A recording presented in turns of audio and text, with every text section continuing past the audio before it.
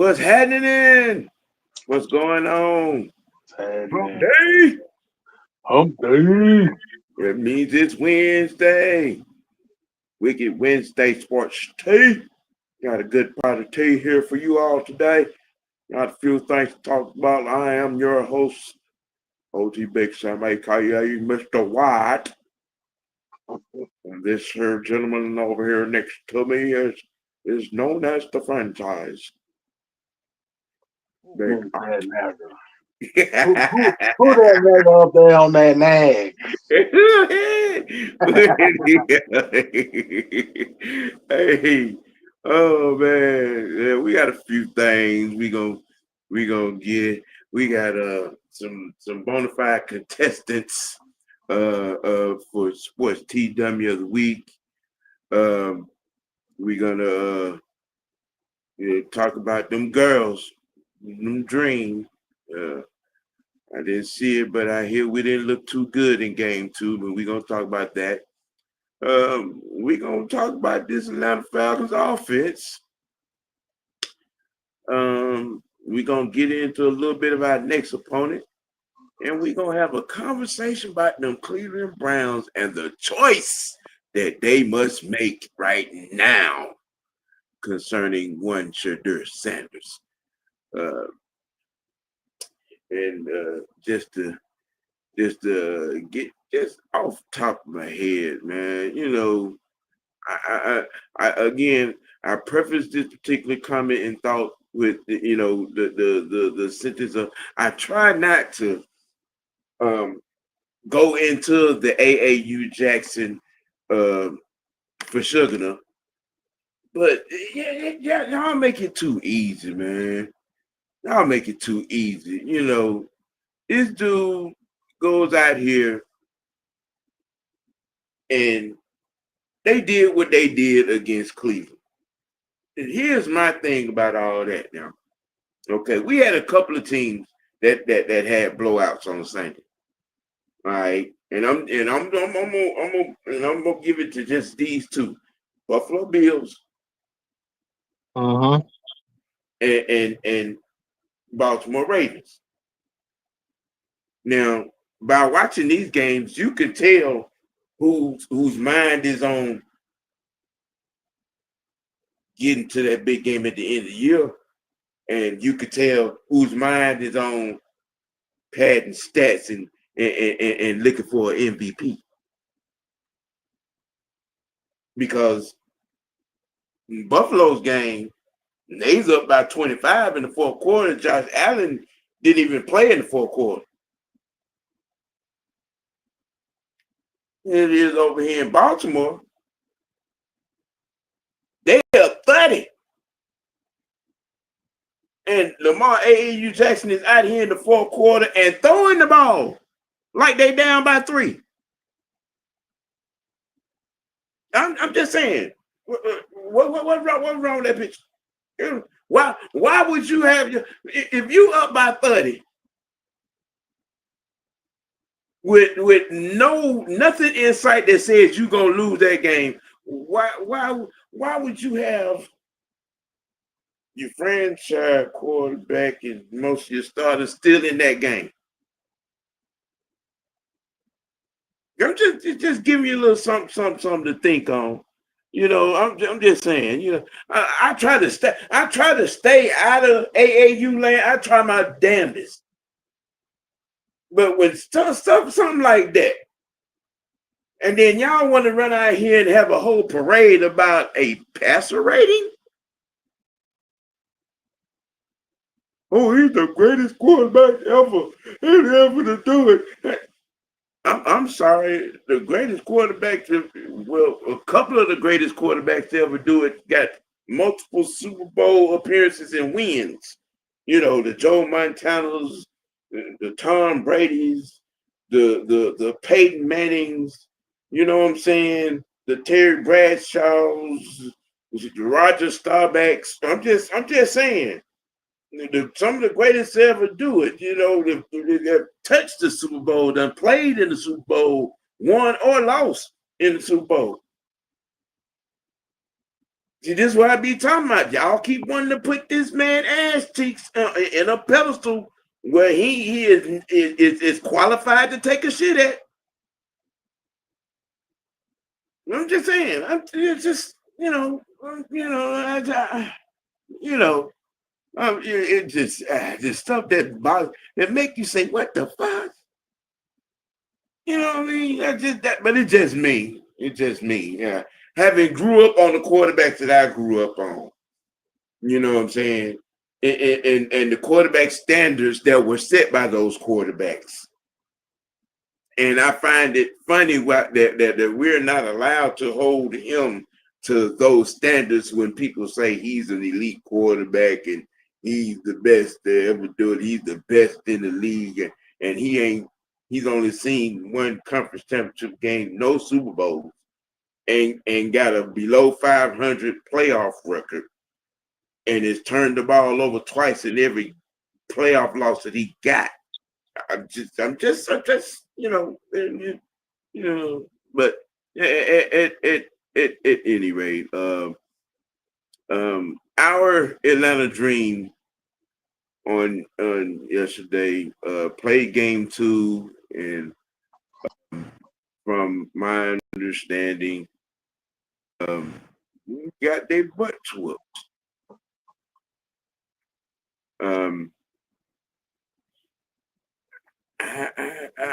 What's happening, Mucho? What's good? What's good? Y'all can hear me okay? Yeah, we can hear you real good. I bet. Yeah. I dream. I saw game 1, which was well played, but as me and Franchise were discussing before we came on, things didn't look or pretty much go too all that well. Franchise, can you give us an update, a recap on game 2? I'll put it like this. Indiana put belt tag against Atlanta last night. And I can tell you exactly where it went. As soon as Nia Tillman got into foul trouble, Yep. it went straight downhill because she's the one that gives us energy on that court. She stretches the field, stretches the court. She does all the dirty work, and all that. And as soon as she left, you could see everything went haywire. We couldn't run our offense. Our defense was lacking, and it showed. I mean, Indiana got us out of our, out of what we were, trying to do, and we couldn't recover. I mean, I was telling Sam that before we came on that they would get within the 4 to 5 points, like between I think between the late first quarter to the third quarter, and as soon as they got between the 4 and 5 points, it would balloon back out to 7 points, and then in the third quarter, what happened was as soon as Nia Tillman went out, got it down to 5 points, and then it ballooned out back out to 10 points, and that was it. We just couldn't recover. We couldn't stop anything on defense, and they were shutting us out on offense. So pretty much it. Okay. Well, with game 2, going to get well, not game 2, game 3 being the make or break. You know what I'm saying? The tiebreaker, the winner go home. Me just going off of what I witnessed in game 1, I would just say that they needed to replicate that. Be aggressively physical, decisive, and disciplined, and take the easy shots, stay within the offense, and grind it out with the defense, make them have to go 94 feet, don't give them no cheap shots. That's what I would say that would need to happen in game 3. In order to keep this mission going. Yeah, we all know, closeout games are usually the toughest games, That's true. And with these teams being as familiar with each other that they are, that's what's making it just that much more tougher. But I think if we play our game, which is a physical game for the most part, even though the way this team is built, I think that they can play any kind of style that's in front of them if need be. I mean, they can get up and down the court. They can grind it in the half. In any kind of way, they can let it go from deep consistently. I just think that we should replicate what game 1 was. Just saying, just saying. One key I'm gonna say before you go on, Sam. You gotta stay out of foul trouble. Yeah, that too. Because that was also key in game 1. We were not in foul trouble. Yeah. We were not in foul trouble. And we were at the free throw line a lot in game 1. Yeah. Yeah. We did not get to the foul line. Right. That right there.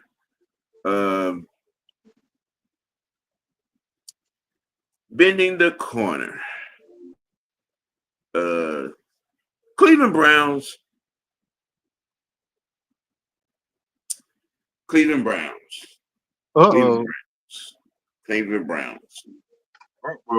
If you saw the game on Sunday, if you saw any of the game on Sunday, you saw Joe Flacco look like Methuselah. And then you saw Dylan Gabriel come in and look like the original member of the Bad News Bears.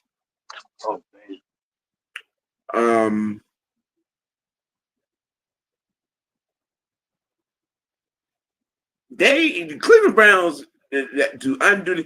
Because I've been paying attention to what's going on in the media over there. I've been paying attention to some of the players that are on social media. It suffices to say, we're just two games into the season, and the powers that be, management and coaching staff included, have lost. They have lost that locker room. They have. When the best player on the team, the highest paid player on the team, is saying that guy, which Shadir Sanders, needs to be starting, needs to be first team reps, needs to be leading this team, and you find him consecutive weeks for the same thing. He was literally, what he was saying was true, but he was taking a direct shot at ownership, management, coaching staff, in on social media and after week 1 happened, post game, Myles Garrett has been outspoken about Shadur being the starting quarterback of this team.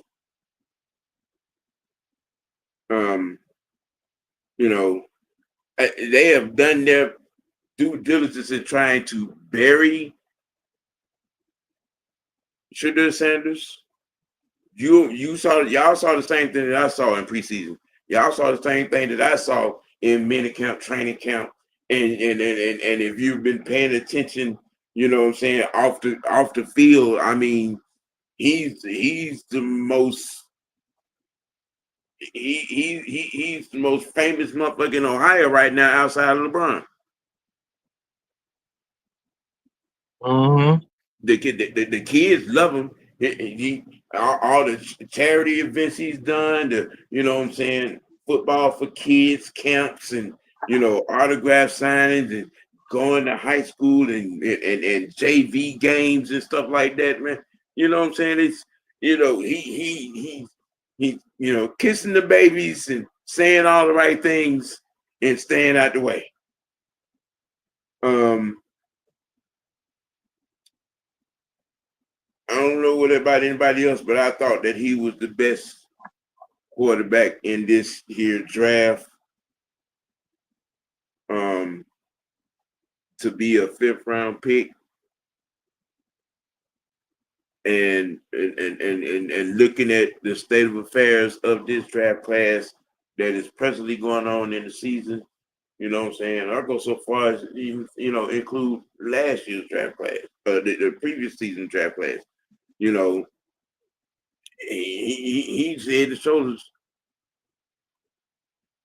for the most part. I mean, Jackson Dart is running a close second, but Yeah. and he will be a starter next year, barring anything catastrophic to happen in New York with Russell Wilson. But he'll definitely be the starter on next year. Definitely. They're doing all the right things with that young man, and he will be well deserved and ready by that time. But this situation right here in Cleveland, which is garbage in itself, to even imply that Dylan Gabriel is any way, shape, form, or fashion better than Shadir Sanders is not only laughable, it's disrespectful. It's disrespectful. I know everybody saw the same thing that I saw from Dylan Gabriel in preseason with the 5 turnovers. I'm just saying. Crazy. I'm just saying. What I mean, what is it to say that you have a 5th round pick at quarterback who's the best quarterback in the draft and who's making more money than any other quarterback in this draft class? Shadur Sanders got the 2nd highest selling jersey in the league. Okay? The boy got a commission off his jersey sales. He got a $16 million commission off of jersey sales. Who does that?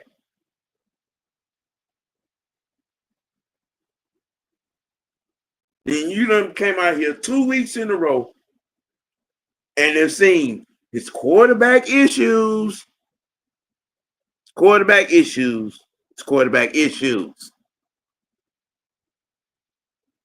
Flacco ass out here looking like he in a rolling wheel, rocking chair on the field. Then you put Dylan Gabriel on the field, and it got beyond hilarious. I thought I was watching the episode of The Water Boy. I think they might as well kept in Flacco. Sure, he threw for almost 500 yards. Might as well. I mean, look at this. I mean, at this point, man, they need to goddamn undo the stupidity and go on and put that boy in there and let the chips fall where they may. Or they could give him to us for Kirk Cousins.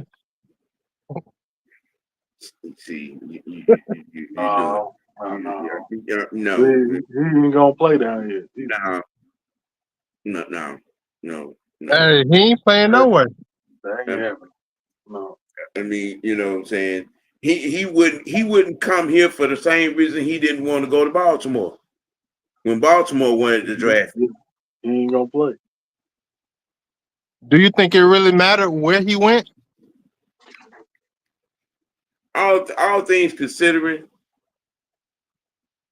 it was collusion. We all saw it. We all know it. I mean, but for what's going on in Cleveland, I mean, even Ray Charles, and he dead and gone, can see right, you know, what's going on right here and what needs to happen. I mean, but you know, hey, Are, it's just me. are we really surprised? I mean, this is Cleveland that we're talking about here. Yeah, How yeah. long has it been since they've got their quarterback position right? So, how high of an expectation are you expecting from their ownership to get that quarterback position right, or even know what the fuck to do with the quarterbacks they had? I don't. Cleveland needs that man. They right about now they need him. Yes, yes. It is there's no that like there's no saying need. I don't even think that describes what the situation is. Saying that they need Shador, I don't even think that gives the situation justice, especially after Sunday. Mm. You put him at third string after watching Dylan Gabriel in preseason proceed to turn the ball over 5 times, looking like he was lost. You either stoned, stupid, or blind, or all fucking three.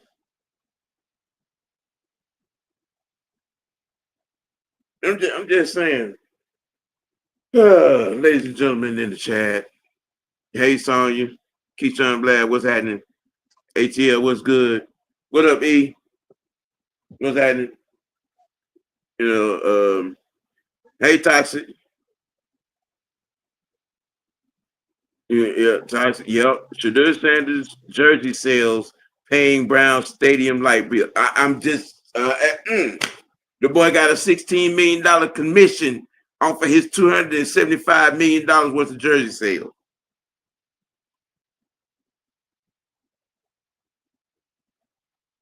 Okay, I'm just saying. All right.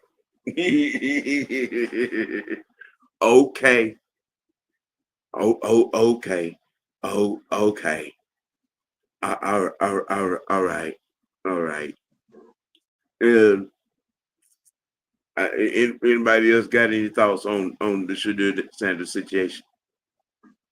Yeah. I'm thinking like it's almost the same thing. Like his team seeing he's not being used. I would think some teams would try to even put in a trade offer, especially those that could use it. Jets, um, quarterback that Cincinnati. yeah, that's not got hurt. they Like Cincinnati went out and got damn Desmond Ritter. Mm-hmm. really I mean, yeah. Yeah. And Carson Wentz is starting this weekend. Uh-huh. crazy. Hmm. Well, OJ, Thought you said you had to go to work, man. I ain't talking in the six, brother. I got a little time on my hand. I'm Well, eating. I'm eating a well, little then, snack. I'm eating a little snack right now. uh, All right. With that And being you said, shut up, okay? that's You low don't hanging fruit say right there, Sam. yeah. we're not doing that. Let me see. We're not doing that. Tasha But said he's too arrogant for the position he plays. I wouldn't call it arrogance. It just look, if you look at what he did in his 5 years in college, from Jackson State to Colorado, he was the best fucking quarterback in this class. Yeah. And should have went number 2 overall, to be quite frankly honest. Okay. I mean, but you know what I'm saying? It's and I'm not necessarily saying you, Toxic, but I mean, a lot of people mistake confidence for arrogance. Exactly. I was just gonna say that. Yeah. You know what I mean? And Mm. that's been a whole lot of Yeah. people's problems That- with that man's daddy. Mm-hmm. That's been a whole lot of people's problem with that man's daddy. Yeah, they Okay. always do that against us. You want to call him cocky or arrogant? No, he was always confident in his ability to play the game. That's why he's one of the best, if not the best player of all time. Okay. I've never heard anybody say that Aaron Rodgers is too arrogant. Oh my goodness. You making sense now, sir. You making good sense today. Now see and now you heard what I said when he went to Pittsburgh with him and Jalen Ramsey in the locker room. It ain't gonna be too much room in there for anybody else.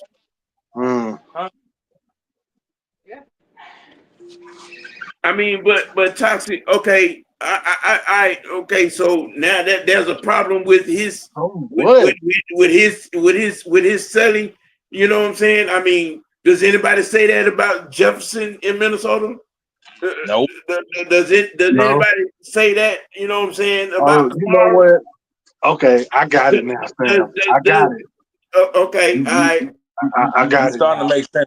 So he's not supposed to be able to be flexing like that because he's a quarterback. I got it. You know what? Wow, you just made a hell of a lot of sense. Don't nobody say that about Cheetah.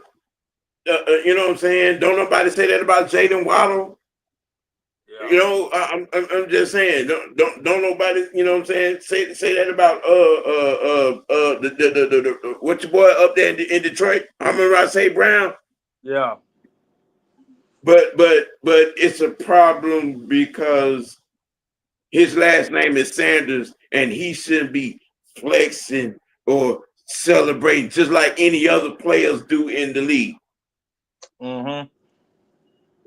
He's a quarterback. He shouldn't be flexing. You know what I'm saying? Did nobody say that about Aaron Rodgers with his World Championship belt celebration?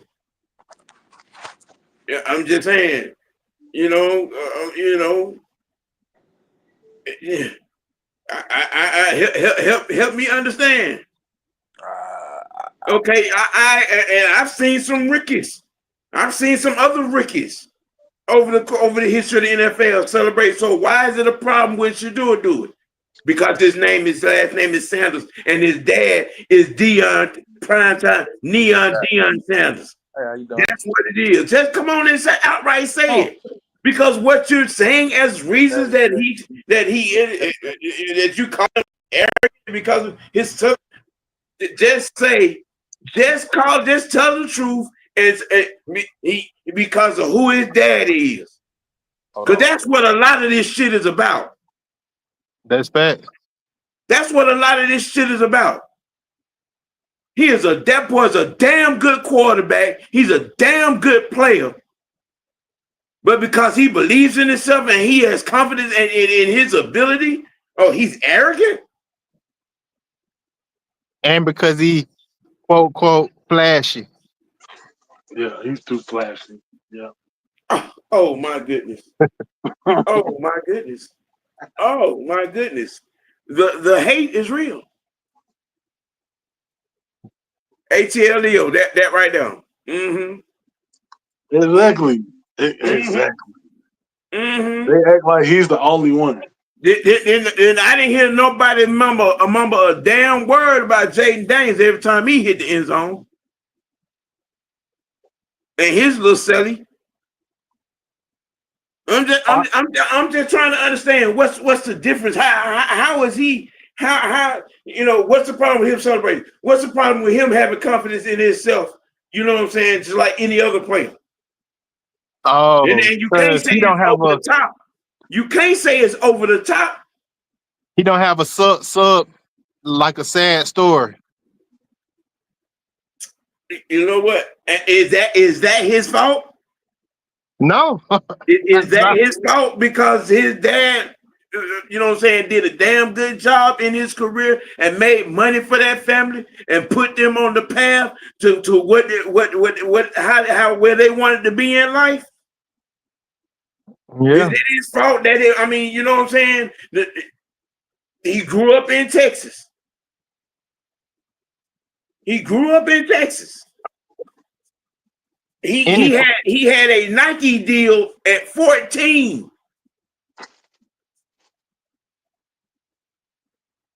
any I mean, father should want that. let's keep it a buck, man. This is I mean, you know, he was because I watched him at Jackson State.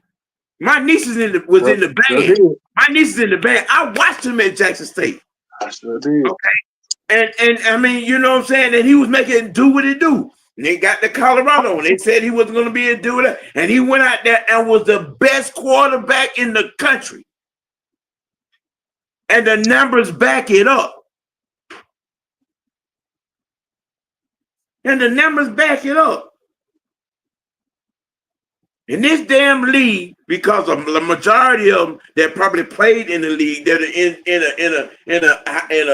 in a position of management or on the coaching staff or in ownership that probably played with Deion or coached against Deion, you know what I'm saying, or watched their team against Deion and could not beat Deion. We figured, okay, this is what we could do. We're going to make life hard for his kids in the league. Right. I mean, y'all really want to sit here and tell me that it makes absolutely positively absolute sense to shade this young man who was the best quarterback in this draft to end up being a 5th round pick and being buried on a Cleveland Brown staff that got old man Moses and water boy Adam Sandler as the second string ahead of him. You really gonna say that makes total fucking sense? That the best quarterback in this year's draft got picked in the 5th round and is buried on the Cleveland Browns depth chart as a 3rd string. You gonna actually sit here and tell me you sat there and watch these first week 1 and 2, and especially week 2, and they put Dylan Gabriel who couldn't find his ass cracked with a fucking microscope, looking like the original member of the Bad News Bears out there on Sunday. Come on, man. Come on. How many more excuses y'all gonna make? Because it ain't about football. Because he's the best quarterback in this draft, and you can't say Cam Ward is better than him. You can't say it. He was struggling against our second string. Man. Yeah. All right. But because he could answer questions, you know what I'm saying, in a press conference and not be flustered and smile, knowing he's having stuff thrown at him out of hate, and smile and answer questions and pass it off and not sink to their level of immaturity in the game. Come on, man. Y'all got to come better than that. It's like someone entering a new relationship but bringing their old traumas into it, sabotaging a good thing. Right. When it's right there in front of your face. This is sad. They trying to break that boy, and he's just sitting there, and he's standing there with a smile on his face.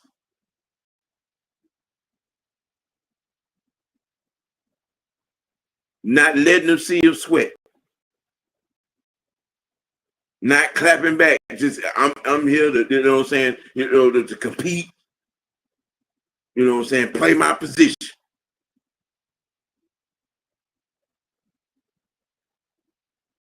And you look at these first two games, and Flacco look at his age. Dylan Gabriel look like he need to be in the XFL some fucking well. Y'all got this boy on the sideline in street clothes. All right. Okay. Okay. All right. What's the saying? Saying go? Cleveland go Cleveland. Cleveland Browns are browning.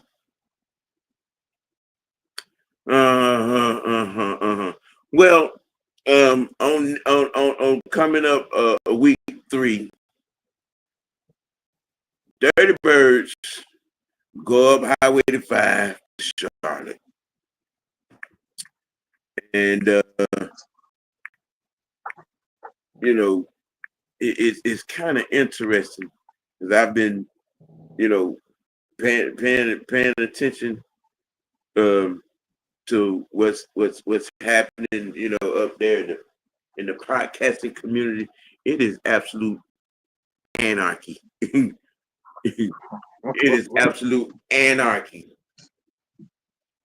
Okay, it's absolute anarchy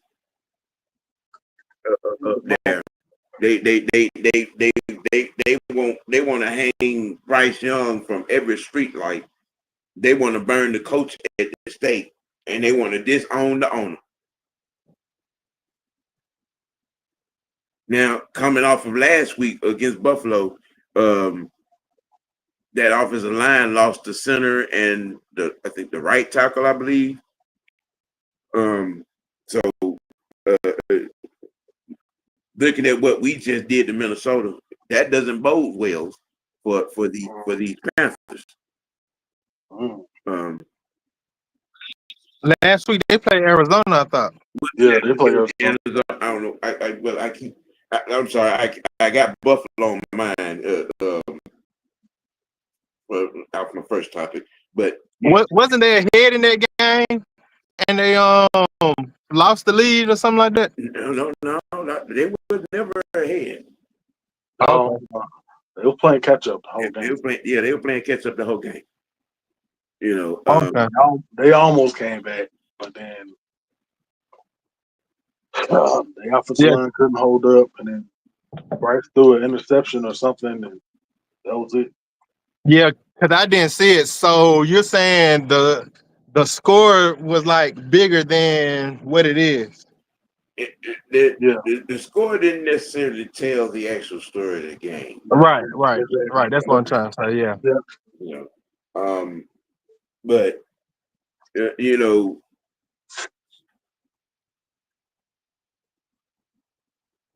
it goes without saying. You know what I'm saying? I'm not looking past them, but the situation, given the state of affairs of our defense and the state of affairs of that Panthers offensive line, there are going to be some podcasters and influencers that are going to be on suicide watch. Yeah. You're going to be on suicide watch. You know, as far as they're concerned, that season is over. I was listening to their podcast and you know, they was doing draft strategies. Dang. They were over there doing draft. Look. Yes, was it yesterday? Yeah, it was yesterday. I'm on my way into work, and I'm the whole time I'm from the bus on the train to on the final bus. You know what I'm saying? And I'm listening to. I'm talking about they're in full blown. I'm talking about intense draft strategy conversation. Then tank mode week 3. There wasn't even one person said, man, and judging what I just saw, it's gonna be some more hurt people after this week when these Falcons coming in here, and they got right on back in the draft strategy conversation. Hey, listen, Panthernation has thrown in the white towel. They are throwing up the white flag on this season as it stands right now as we speak. I actually thought they would be better than the Saints, but at this point, I don't know who's worse. No, the Saints are better. The Saints are better. The Saints are better. The Saints are better. The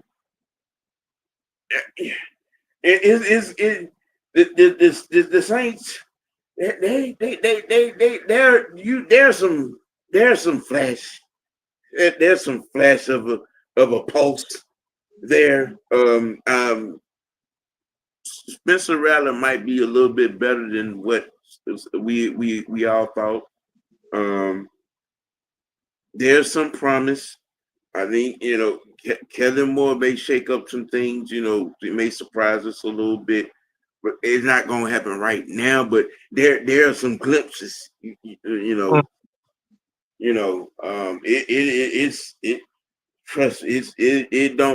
The Saints. I still stand on my premise, you know what I'm saying, with the Saints. But in the same breath, the Panthers are going down like the Hindenburg. They're going down like the Hindenburg.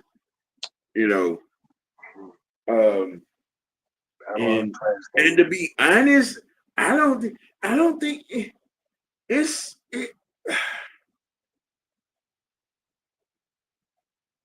I think it has more to do with coaching in Carolina. I think it has a whole lot more to do with the coaching. I really do. Because I thought Carolina did well in the offseason. I really did. I thought they made some of the right moves, you know what I'm saying, especially in the draft. I thought they did absolutely well in the draft. I mean, I think it's a schematic. I think it's a coaching problem. I really do. I think it's a coaching problem. You really don't see a vision or identity there. So you saying the coaches are the plane, and I ain't gonna do that. Never mind. Don't do that. Don't do it. I see where you're going. Don't do it. Scratch that. Ooh, toxic playing dirty pool. Carolina back to the wide receiver that catching and contested passes, but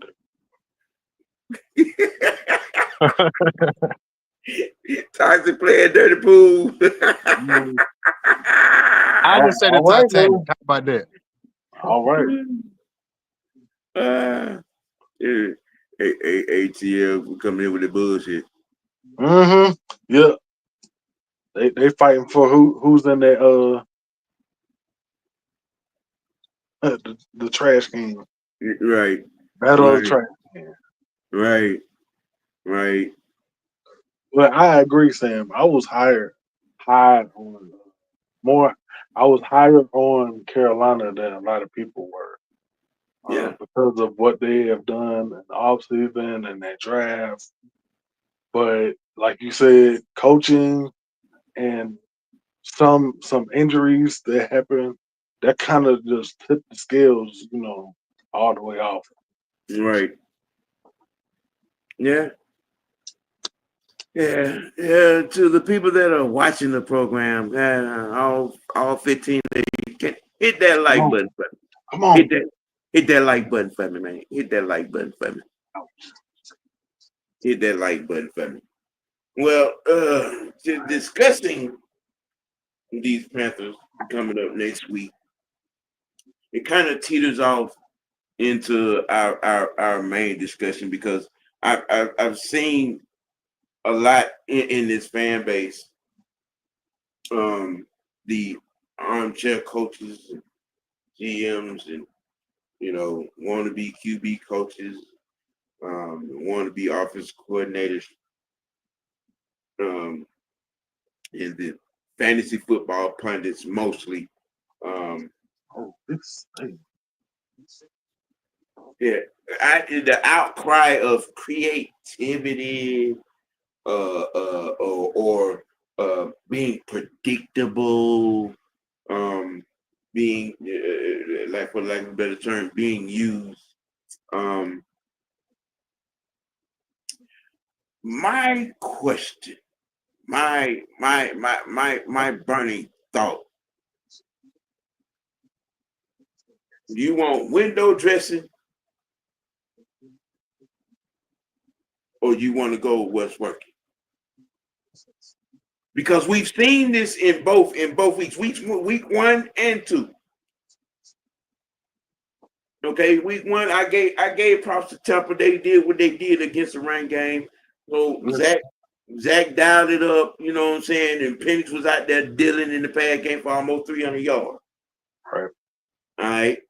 We come in and all y'all and y'all all week long leading up to week 2, crying, moaning, complaining, we run the ball, blah, blah. And we come out and put a concerted effort into the run game.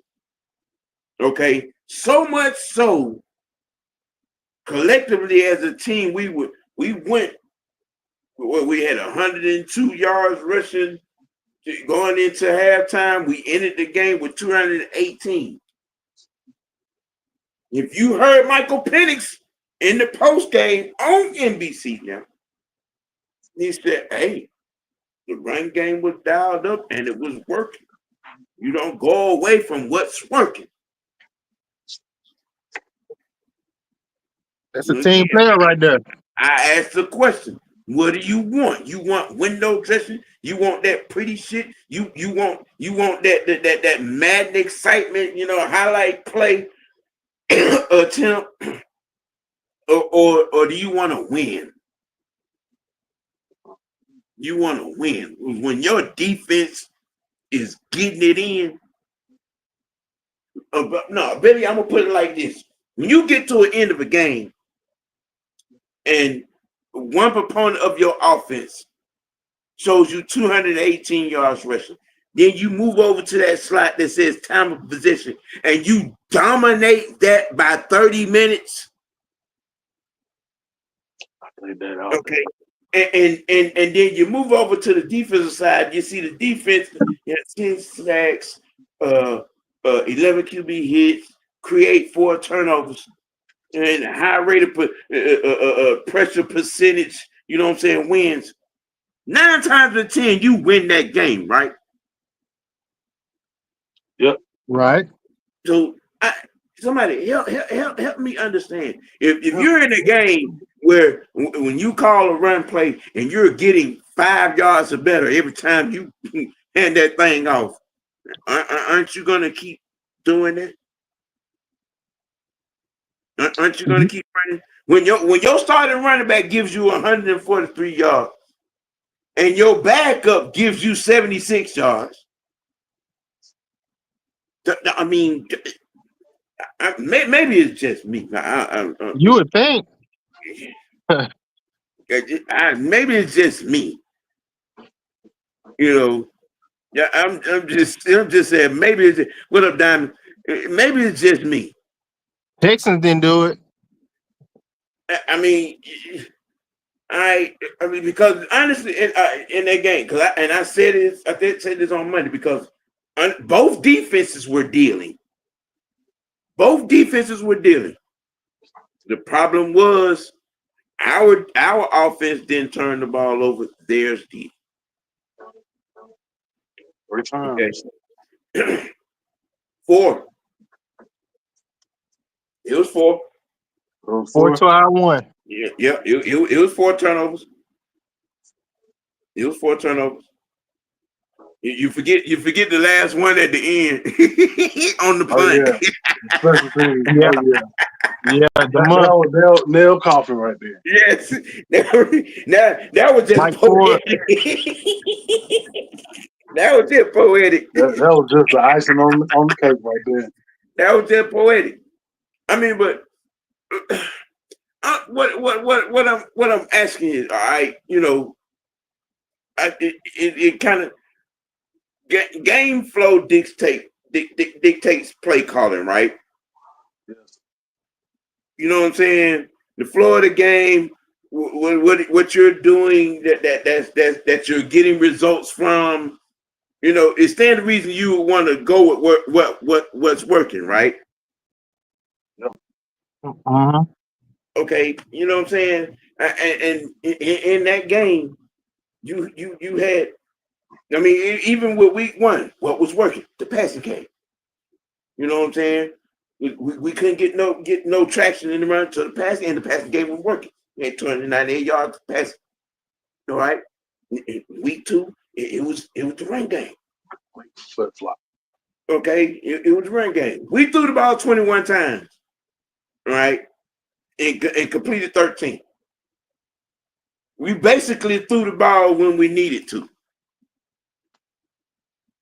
We didn't throw the ball because you know what I'm saying. Just we throw the ball when we needed to. All right, yeah. And I'm just just trying to get a grasp on the mindset, the thinking. You know what I'm saying? You got a situation where your run game is grinding it and grinding it and grinding it. Your run game, when you're in time when the game is over and you win the time of possession by 30 minutes. By 30 minutes. Come on, what are we talking about? What are we talking about? Y'all want to be out here looking cute, doing flea flickers, end arounds every other damn play. And when we got two of the top 3 running back duo in the league. One gives you 143, the other gives you 76. How you gonna complain about that? And you win by 16. Go ahead, Mucho. I just said, mwah. Keep Yes. it simple, silly. That's what we did. Chef's kiss. And now, and you're probably going to be in the same situation coming up this week against Carolina. Yep. We're probably going to get opportunities on defense, and they're going to put the ball back in the offensive hands. I mean, all right. I'm looking at Zach Robinson. You know what I'm saying, from week 1 to week 2. Game flow has dictated the play calling. All right. You know what I'm saying? And it'll probably be the same thing again because you look at this game against Carolina. Carolina's defense spent a lot of time on the field. They sure did. You don't think Zach Robinson is going to feed off of that and do exactly what we did this past week against Minnesota? If he's smart, he should. And you know what I'm saying? Look, y'all fantasy football people, I'm just, y'all funny, man. Y'all funny. I mean, if you're losing coins and whatnot, because certain particular things are not happening, Penix is not putting up 400 yards or running for 75. You know what I'm saying? You only get that, up the coast in Baltimore. when you up 30 and your starting quarterback is out there in the fourth quarter throwing the ball like they down by 3. Okay. Which still don't make a lick of sense to me, but I digress.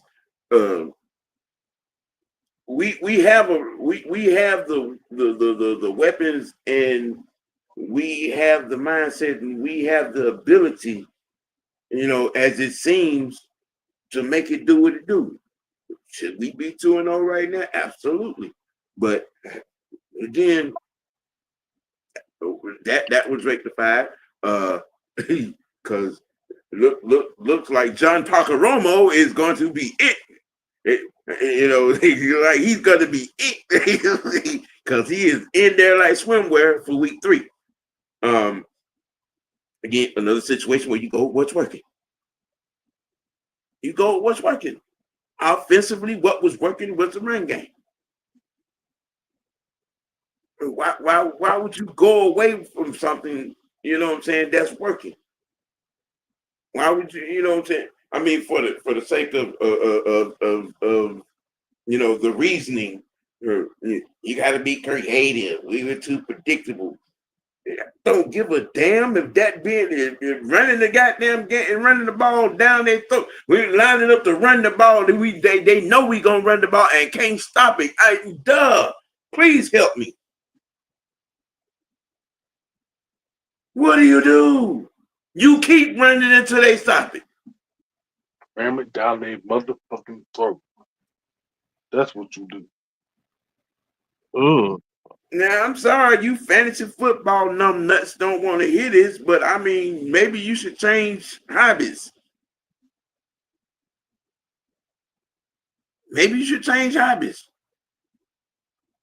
Because it looks to me like Zach Robinson is going to, okay, we got these two back, and one of them is arguably the best back in the game. Arguably. There's an argument there. For Bijan, the best back in the game. Marshall Falk 2.0 back there doing his thing. Just saying, but you got that, and you made that itty bitty tweak, and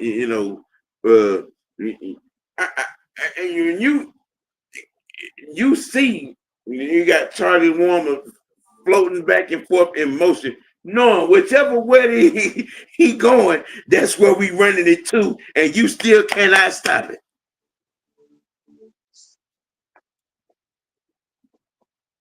I mean, y'all think we gonna do the same thing, did we?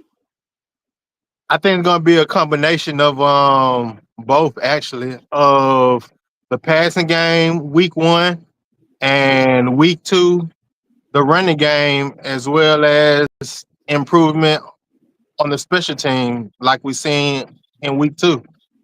So I think it'll be a little more goulash combination of everything we've seen so far put together, a complete team. Keep it balanced. Yep. Yeah. I think you're gonna see Mooney get more involved to keep them more honest. That expectation he should have gotten, 10, 11, 12 targets. No, you want to work him. You want to work him back in gradually. Get him in rhythm, right? Yeah. You want to get him in rhythm. Targets, over the course. Like I said, we threw the ball 21 times. All right. 21. We ran the ball 21. We ran the ball 40 times. We ran the ball 40 times, 35 times, something to that effect. I mean, whatever's gonna take possessions away from the opposing offense, I'm down with. If you're on the drive and you're running the ball and you're chewing up clock, I mean, I get it. You want to get touchdowns at the end of the drive. But let me tell you something. When your defense is dealing, and we came out with points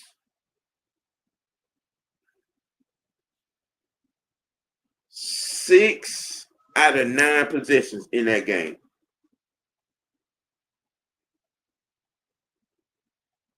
Come on, man.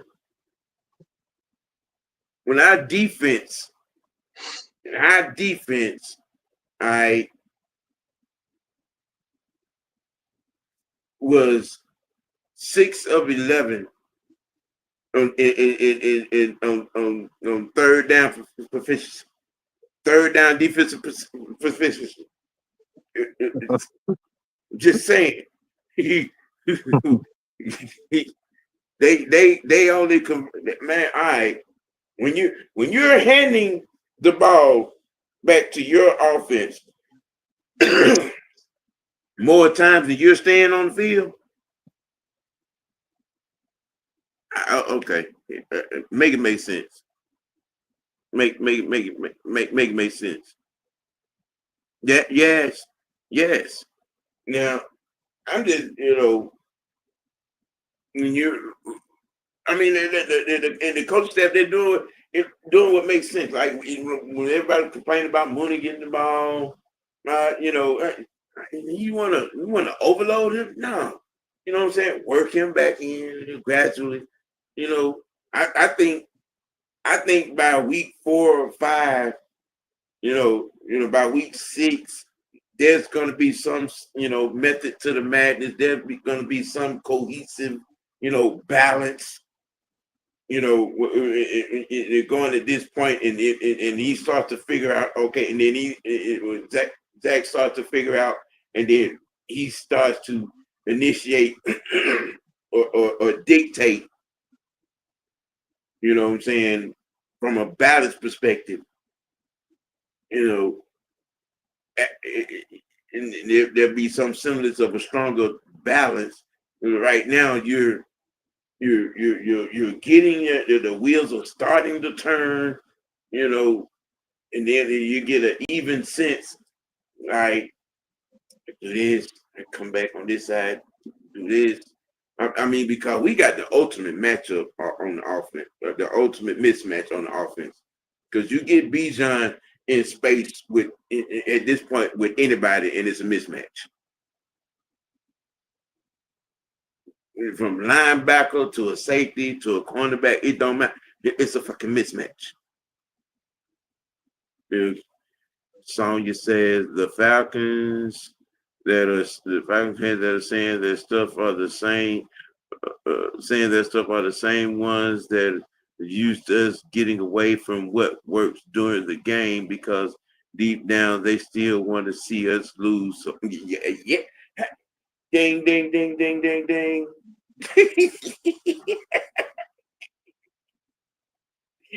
Yes. And Sonya, you need to holler at me and let me know when you're available, ma'am, so I can have you on my panel. As well.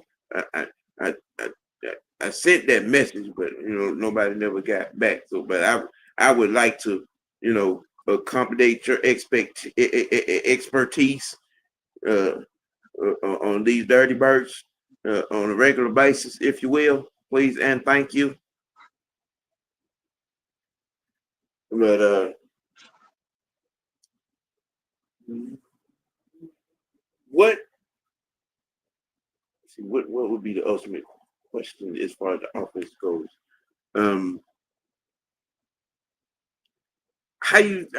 What direction what vision do you see Zach Robinson trying to implement? What is your thought? What do you see? What and anybody can jump in on that. When I go,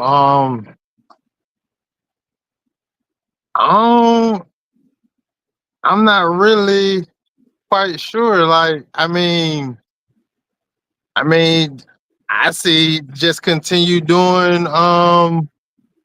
what you're doing. I mean, it's a couple of improvements as far as like getting the plays in time. I mean, we still kind of see that's a little bit of an issue. I understand the crowd was rocking there, but I mean, we had the same issue the first game. it was a bit better.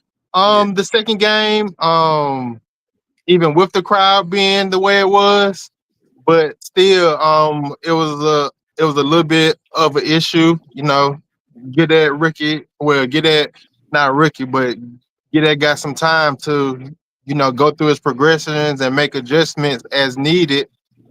But yeah, I mean, just continue to use your run game and things of that nature. I don't really see much really more he could put in. Get in Mooney a little more involved this game. More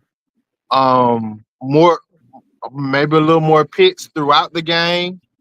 We all know he had a good first quarter, but I mean, I think we good.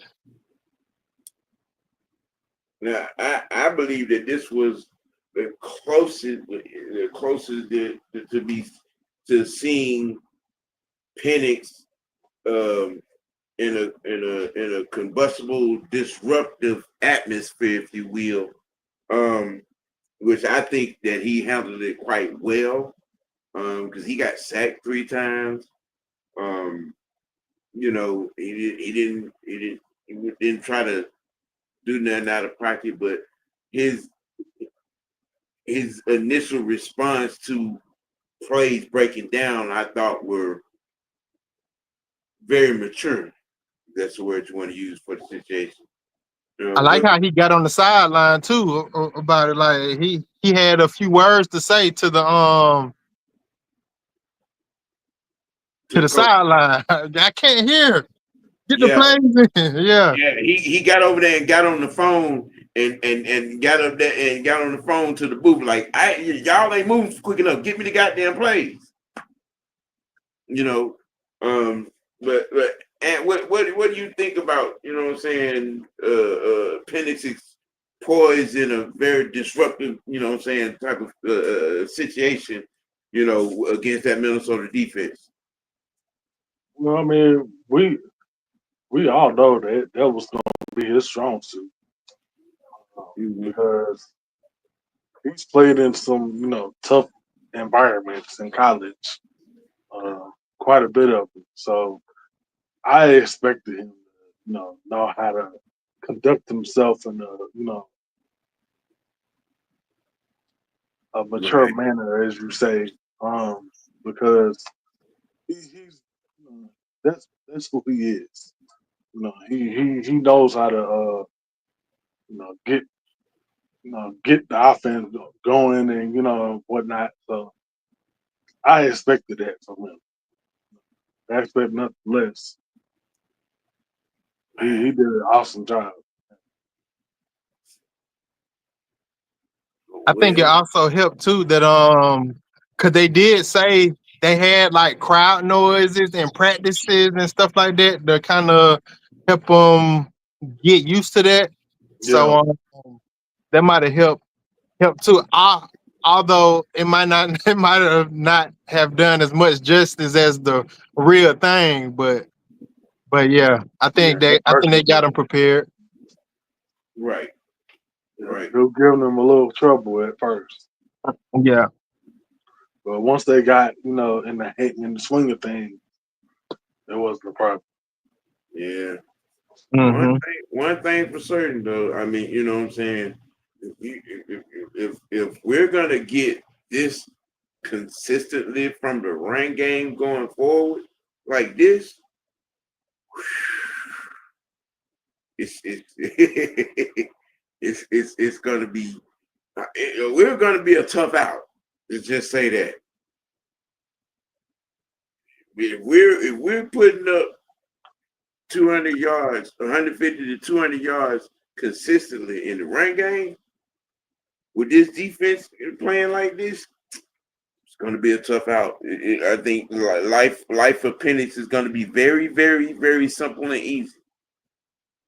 You know, all he got to do is go out there and throw the ball 20 times or less, and we winning by 15, 16 points. Yep, Well, just manage the game. That's all. and All that's he it. got to do. That's it. That's it. When Y'all I out ask you to go out here, there and be crabbing Superman, about 138 yards. Nigga, the run game gave you 218. so what? The run game gave you 218. If that man wasn't pressed about it, as you seen in the post game, you know what I'm saying, interview on NBC, if he wasn't pressed about it, like, shit, them boys were dealing. They were dealing. We went with what was working. Come on, man. Make it make sense, man. Shoot. If I'm a quarterback and my two workhorses in that backfield are kicking up dust like that, trust me, I ain't got nothing to complain about. And we winning? All right. All right. Gee.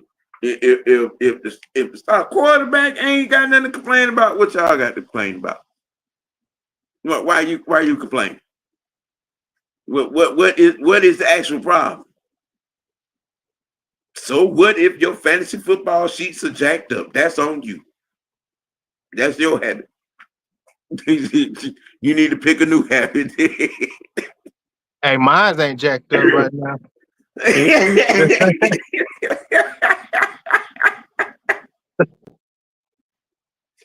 I mean, yeah, I'm just saying, man. You know, I'm a quarterback, and I'm getting 200 yards or more out of my running back room every game. You know what I'm saying? You know, because all right. I live with, you know what I'm saying, 13 to 21. You know what I'm saying? I live with that. I live with that. I'm throwing the ball 20, 21 times in the game. You know what I'm saying? And we dominate the time possession by 30 minutes. Bruh. All right. Okay. I'm just saying, you know, D. Coleman, we had a Shadur Sanders conversation. Cleveland got a choice to make over there. We talked about our girls who kind of, you know what I'm saying, flew the coop in game 2, getting ready for game 3 tomorrow. And then we addressed the trending topic of the day as far as, you know what I'm saying, the play calling that a lot of the fantasy football pundits weren't happy with because, you know, there wasn't a large number of yardage by our quarterback. There wasn't a large number of receiving yards, you know, with Mooney and Drake and Pitts.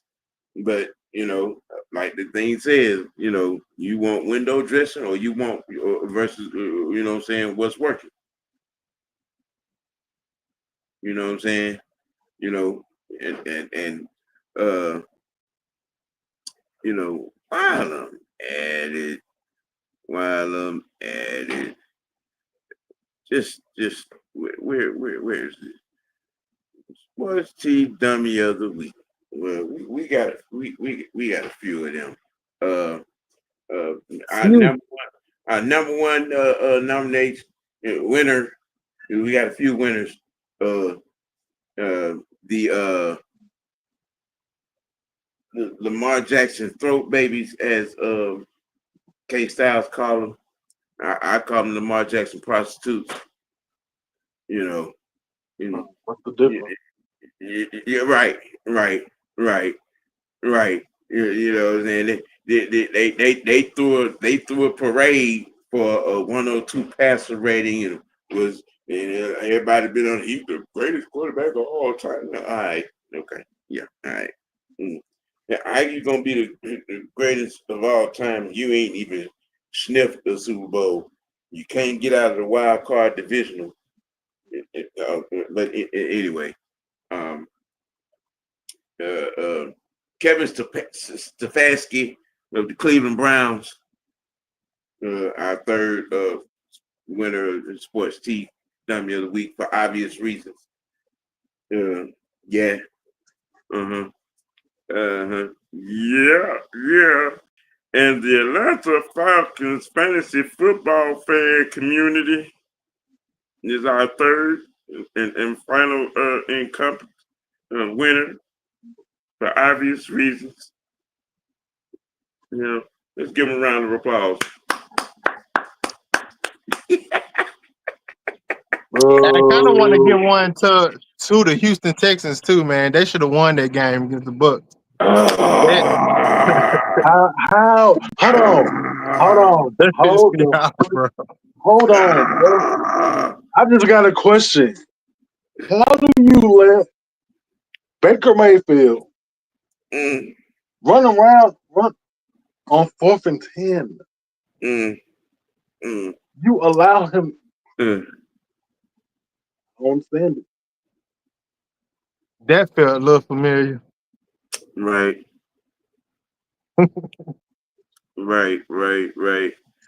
Vlad said, all I care about is wins. Drake had like 5 points in fantasy for me, but I didn't care because we beat the snot out the Vikings. Okay, all right, you know, you're the first fantasy football guy that you know that ran that. I applaud you, sir. D. Coleman's man, we ran the ball and played D 2-possession win. What's the problem? That's been my whole question. That's been my whole question all weekend. That part. Derek Coleman said Lamar and Derek the best 1-2 punch at running back. You stop being messy, D. Coleman. You being messy, D. You being messy, D. You being messy, D. Oh man. Houston pissed me fuck off. Yeah. I think we all that was watching that game, Yes. was factually, pissed off. You know what I'm saying? And they was at home. I was like, wow. Okay. All right. Okay. That happened. That did happen. So who the Tampa got next week? Jets, and I don't think they're gonna handle. I don't think they're gonna take care of business either.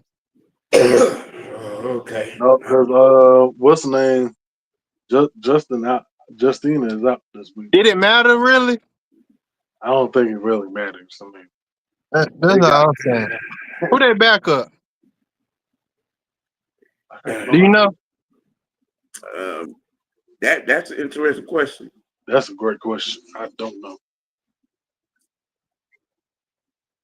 Wait a minute, ain't that Carson Wentz gonna be? Yeah, I think that is. No. Carson Wentz is starting for D. Cincinnati. Coleman says Tyrod Taylor. Tyrod Taylor. Yeah, Carson Wentz is starting the Vikings, ain't he? With the Vikings, yeah. Yeah. Yeah. Okay. Tyrod Taylor. Come on. Yeah. For Cincinnati. Yeah. Although I don't think the Jets will pull it out, I'm rooting for them now. Where they playing at home? I'm not sure. Or they in town? I'm not sure. I mean, but it's the Jets, though. I mean, Yeah. It's the Jets. It's the Jets, man. It is the Jets. It's the Jets, but it is Sunday, so yeah. It's any given Sunday. It's any given Sunday and stuff for them. Even the sun shines on the dogs. You said except for them. No. They playing at home. Tampa playing at home. No. Yeah. No, I'm not doing that. Yeah. Nope. Yeah. Well, I mean, it is what it is. We can only hope. Yeah, only hope. We can only hope. But we're up the Highway 85. We Interstate 85 in Charlotte on next week. It's a must win. They have offensive line issues. They have play calling issues. They have some defensive issues. That's Yeah, what they got they issues defense everywhere. is shaky. No Um, excuses again. you know, No, none. this Atlanta Falcons defense coming in hot, hot, hot, hot. Um, they look for everything to progress like it has from week one to week two. I mean, coming in from week one, they didn't. I mean, because in week one they did get home on the sacks and dropped a multitude of interceptions. Week two went up into Minnesota with a surgical fine tooth sledgehammer and got 6 sacks and 4 turnovers, 11 quarterback hits. Hopefully all of that continues on next Sunday. You know, um, Sonya says the Bucks haven't really played good the first 2 weeks, but the refs have helped them. Hey, that, Why? Are hey, we really surprised? yeah, Uh, that's a that's a good one. Yeah, I uh, agree all Hey, right. we gotta remember they helped them beat us a couple of years ago. Right. D. Coleman says these next 3 games will tell us a lot. I ain't getting too high or low right now. If what I think we could be, we'll handle Carolina no problem. Right, Thanks. right, right, right. Well, gentlemen, be that as it may, and whatever it may be, give me your closing thoughts. We can walk on out of here and roll on over into Thursday. Yeah. Well, I say this is a must win. I don't want to go 0-2 in the division. This is a should be win. So we shouldn't go in here lackadaisical and overthinking things and looking past these boys. It is a divisional game. Go. And yeah, we just need to hit on all cylinders and get this dub. Um Also as well, I just started my my channel, Mucho Grande, you know, talking a little football and stuff like that.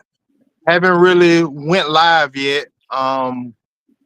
Did a couple of posts trying to make it a little shorter. So they're about an hour, a little over an hour long.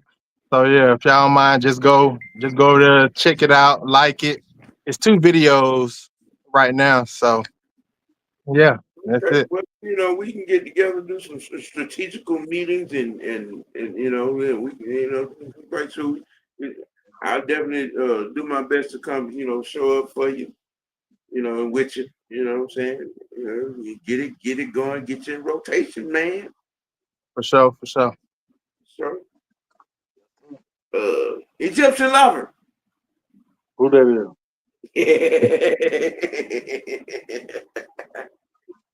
Hey, Whoa, Debo. all I'm gonna say is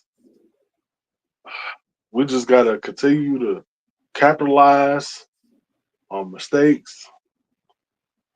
Uh, I mean, just call what they give you.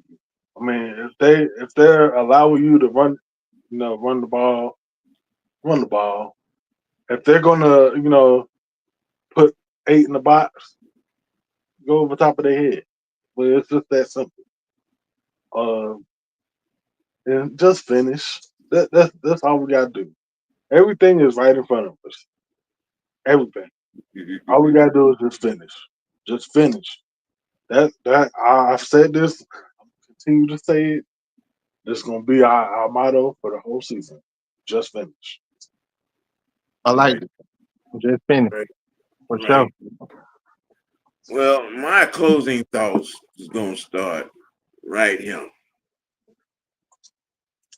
You will not change the narrative of AAU Jackson with a high passer rating. You're not. All you Lamar Jackson prostitutes, he is judged on postseason. I don't give a damn. He could win by 60 in a game in the regular season. It wouldn't faze me not one bit. It wouldn't at all. Y'all run around him, put his ass cheeks on a pedestal that he ain't earned. He is not elite. I end that Lamar Jackson section with legends and legacies are made in the playoffs. Right now, Lamar Jackson is an absolute scrub in the playoffs. He's Superman in the regular season. He's Ryan Leaf in the playoffs. Until he get it done, that narrative will not and shall not change. As far as my dirty birds, like I told these 5 or 6 old men in Piccadilly a few hours ago, the conversation should be about this defense in Atlanta. Not the offensive play calling. Not what Penix is doing. It's about their defense. The identity of this team is led by this defense. Okay? And stop wishing up under the star because our quarterback, his name is Michael, and he's left-handed. No, he ain't that guy. He's a pocket passer with the poise of a 10-year vet. And the sooner y'all realize that, the better. Yeah. D. Coleman said, Ravens going to win a bunch of games this year, but he has to see Pat and Josh, and you ain't got the job done yet. Facts. Wild card or divisional exit. Facts. Facts. It is disrespectful dialogue to call this man elite when he has seen one conference championship game and he done shit the bed in that one. It is disrespectful dialogue to call this man elite when he's been on a team for 8 seasons that has had a top 10 or top 5 defense all 8 of the years of his career. That had been on the team where his special teams is top 6 or better all 8 years of his career. Been on a team where the offense is top 5 to top of the league all 8 seasons of his career, and you can't get out the wild card or divisional. He said there is no pass for that, and none of that screams elite. When all that running around like a running back gets shut down in the playoffs and he has to play the position of quarterback and gets exposed, but that's not a conversation y'all want to have. And with that being said, man, for the youngster back in rotation up under me, Mucho Grande, for the franchise, yo, man, you got to keep it A. You got to keep it dirty. And most notably, you got to keep it real with yourself. Let your next choice be your best choice. We out. Peace.